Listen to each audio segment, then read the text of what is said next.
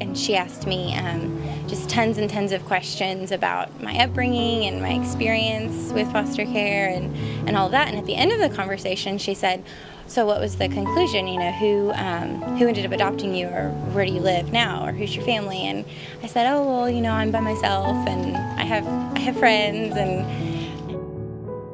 she said, "Well, I would have adopted you." I'm Jaimie Lynn Smith, and I'm from Dallas, Texas. I was born, and my parents were not able to care for me the way that they needed to, so I was put into a system that we have here in America called the foster system. I moved around a lot and lived in many different homes and had a lot of hard experiences. I was working at a small town grocery store and just supporting myself in that way. And there was this woman named Julie that would come in almost every single day with her little girl who was really, really cute, and I would go and talk to them all the time. And I knew Julie and then her husband Scott and their kids in that way for about a year.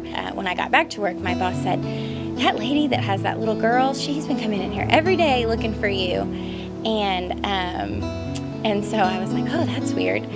And she did. Julie came back that day, and she invited me to go to church with her the next day, and I went. And then for a week, her and Scott had me over, or Julie and I went and did something together alone every day. I always very badly desired a family, but that hope kind of dwindled the older I got, because it's very rare for older children to be adopted. So Scott and Julie sat me down, and they asked me, they said, "You know, we have a question to ask you, and there's no pressure for you to say yes, and you can either never speak to us again, or you can, you know, just keep coming around like you've been doing, or whatever it is that you want to do, but we would really like to adopt you." I don't know if you realize this, but I'm 19, and I'm not in high school anymore. And Julie said, "I know, I looked it up, and it's possible, and I can do it. I've already spoken to the attorney." So I ended up saying yes, and I moved in right away. And at the time, I really thought, because of the experiences that I had growing up, I really thought this would be so nice until they changed their minds.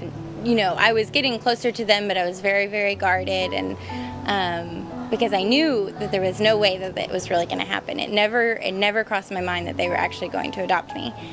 And then we finished all the legalities, and we were driving to the courthouse on my adoption day, and we got there and we parked, and I said, "What are we doing here?" And my mom looked at me and she was like, "What are you talking about? We're here for your adoption." And I was like, "You're really going to do this?" And they said, "Yes, of course." And so we did. And when the judge finalized it, that's when it really hit me. Like, these people can't get rid of me. Their names are on my birth certificate now, and they don't have a choice anymore. And so that was the greatest experience that I've ever had of God teaching me that His plans are always right and always perfect, and His timing is what I need to trust in. And I'm so thankful for my family now in a way that I think it's hard for most people to be thankful for their families. The first time that I came here, I just really was touched by how it doesn't matter what anybody looks like, or really even what they act like. Everyone is accepted and loved, and I feel like that's what I want life to be like, and that's what I would just so love for the world to be like that. And it's not, but when you come to Joni and Friends, you get to have a piece of that.